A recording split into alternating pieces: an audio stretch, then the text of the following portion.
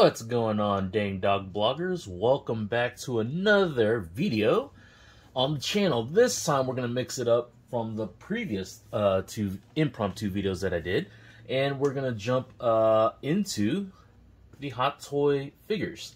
This is actually a pretty big collection and fave of mine. Not particularly the figure. I actually do enjoy this figure quite a bit, as you will see in this review. But Hot Toys figures, I've been into it for, gosh, I'd like to just say a decade, but it's got to be more than that. I'll update you guys when I take a look back whenever I first got into these awesome collectible figures.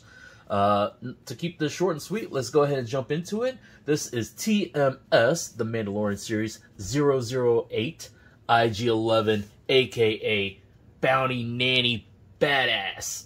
Sorry kids, yes, he is a badass. Just to look at the quick box art, once again, standard photo of the figure, and it's a great, cover look for the figure. I don't know what's the proper term for the two shades of dark black and then the off gray.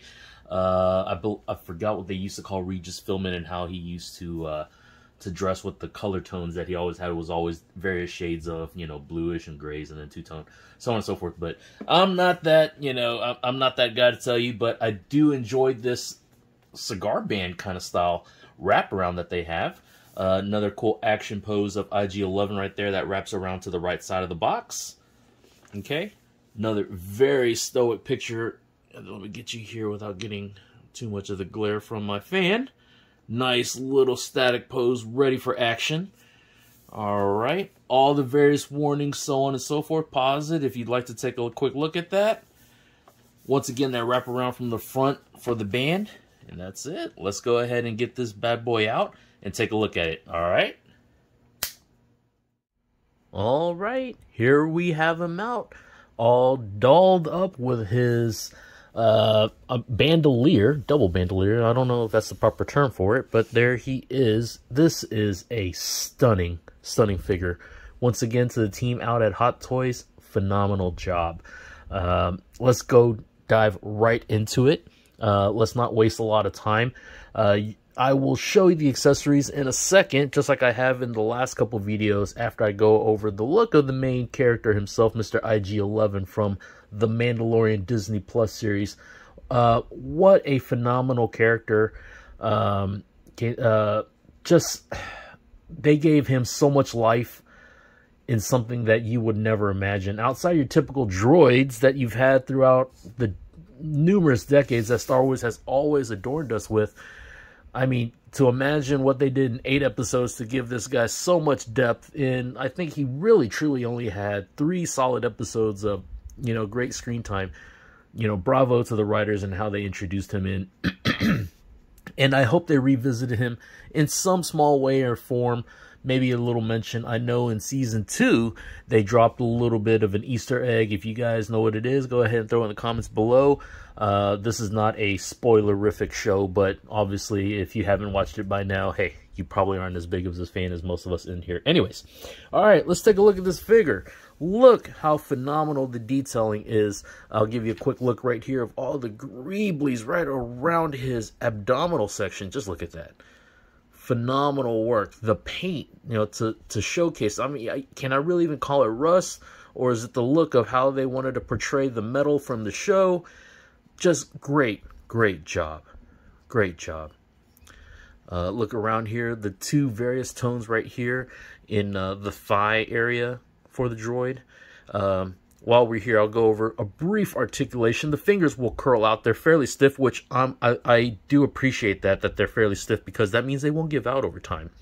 I'm not going to name names of companies, but there is a prequel character made by a competitor. I wouldn't say competitor, but another company that makes the 6 scale, and that features, kind of talon kind of claws like this that break down even when people have received it just off the get-go. Right here, the wrist rotates. Well, I'm not sure if that's the wrist or if it's coming down from the arm right here, but this does rotate 360. There is a double bend joint inside the elbow, which is awesome. Okay, so you get, oh, I thought it was a double bend. Not quite, but you can get them going 90. All right, so I do apologize for that, but you can get him holding up, so that makes up for it. Obviously, that's about as much as you're going to want to hold it whenever you have him guns high, ready, and going for a blazing. All right, get the bandolier down one more time. Just show you brief articulation. Very, very firm, okay? These do rock back. I don't want to, while I'm holding it two hands, I just don't want to pull on it and just break other pieces. But obviously, you can see the bearing point right there, so that will rock on that as well too. Some decent heft to this figure. You know, generally you receive a figure like this and it's not designed to be die cast. Clearly I couldn't tell you if there are, but there has to be a couple of die cast pieces in here to make the rigidness of the figure, and to give it some heft. And that's, you know, sometimes you want to get a little value of how much we're paying, especially with how much they actually cost overseas, and then the markup for the retailers stateside, shipping, so on and so forth. And this is a collectible. You know, you call it what it is, action figure, so on and so forth, because it is, but at the same time it is also a collectible, and you want to feel that you're getting value. And hey, part of it is heft. Okay, let's come back in here for the back, take a look at that once again. Oh, the greeblies and the detailing, phenomenal. Just great look. Bandolier actually has a Velcro provision right there, so you can work it in. You kind of pull it over. They do tell you to remove this cap right here.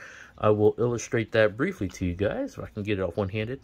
Okay, and I will show you with it lit up a little later. This is magnetic to cap on, but they ask you to take that off so you can get the bandolier over his head.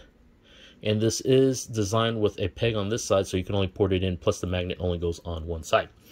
Once again, just to finish up with the articulation, arms go out so far. Once again, they do rotate around on this axis right here. And then they rotate right here as well. You already saw the articulation for the elbows. Let me hold this right now while I can do this. So obviously the hands can go right here at this joint. The fingers curl in and out, just up and down on their axis, okay?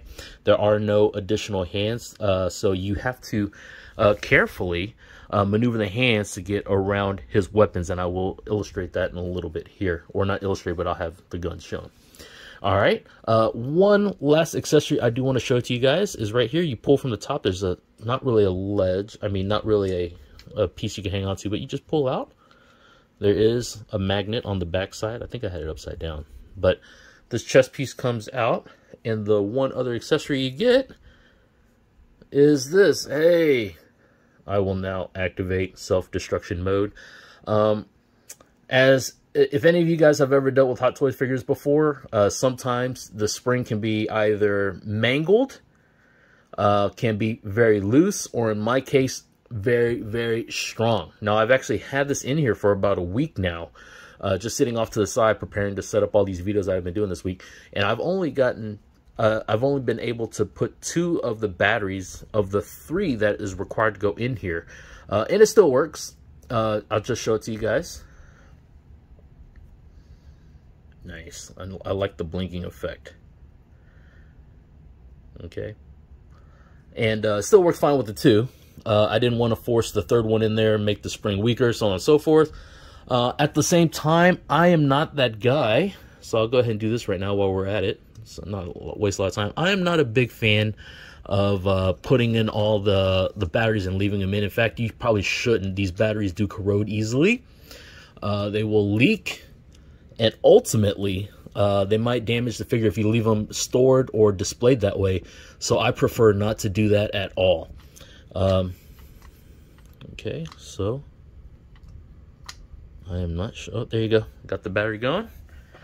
I don't know if you can see the light. It's a lot fainter up top, but it's designed that way. While we're at it, I'll show you how his head can spin around. Obviously, it can spin at this post right here. Can't it does spin down low, but I'm not. That one's a little tougher, so I'm not gonna spin it as much. This area, the midsection right here, spins. Okay, so I'll show it to you right there, midsection. And this section right here spins, and obviously the backlighting you can illustrate there. So there he is right now, currently in self-destruct mode. IG-11. All right, not much more besides that. I wanted to share this figure because it is very unique from a lot of the Star Wars universe figures, besides the droids that we have not received a lot of yet. I hope we get 3PO. Outside of that, we've had the K2SO. I've actually had that figure from the initial release from Rogue One quite a while ago. R2, of course, the BB-8s, but in the droid world, not a ton. From Hot Toys. So I hope this is a very welcome figure to my collection, because it really addresses the it really fills out, I should say, my 1/6 collection in the Star Wars world. It really makes it unique from just all the innate just typical hero that just wears a costume or wears a suit and goes at it. All right, I'm going to throw a couple still figure shots in at the end. I hope you guys enjoyed this review.